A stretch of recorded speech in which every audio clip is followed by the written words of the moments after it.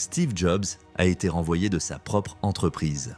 En 1976, il cofonde Apple, une petite entreprise dans un garage. Son ambition, révolutionner la technologie. Rapidement, Apple décolle grâce à l'Apple II, un véritable succès. Mais la cohabitation avec son partenaire Steve Wozniak devient compliquée. Des idées divergentes émergent et les tensions montent. Peu après, un ultimatum, Jobs est remercié en 1985, la chute d'un roi. Cependant, il ne se laisse pas abattre. Il crée NXT, une autre entreprise qui développe des ordinateurs innovants, mais qui peinent à convaincre le marché. Là, on découvre un Jobs transformé, visionnaire d'un nouvel horizon. En 1997, Apple est en crise, aux portes de la faillite.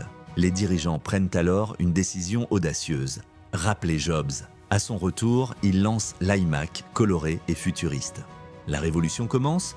Jobs réinvente Apple, dépassant le simple hardware. iTunes, l'iPod et plus tard l'iPhone changent le paysage technologique global. Il n'a pas seulement créé des produits, mais une culture. Son approche centrée sur l'utilisateur, son esthétique minimaliste, font de la marque une icône.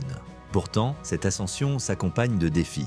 Jobs est aussi critiqué pour son management exigeant. Ses méthodes sont souvent vues comme brutales, mais elles portent leurs fruits. La dernière révélation a lieu en 2011. Jobs annonce son retrait pour des raisons de santé. Le monde entier s'inquiète. Il laisse derrière lui un héritage monumental, une philosophie de l'innovation. Il ne fait pas que vendre des produits, il vend des rêves.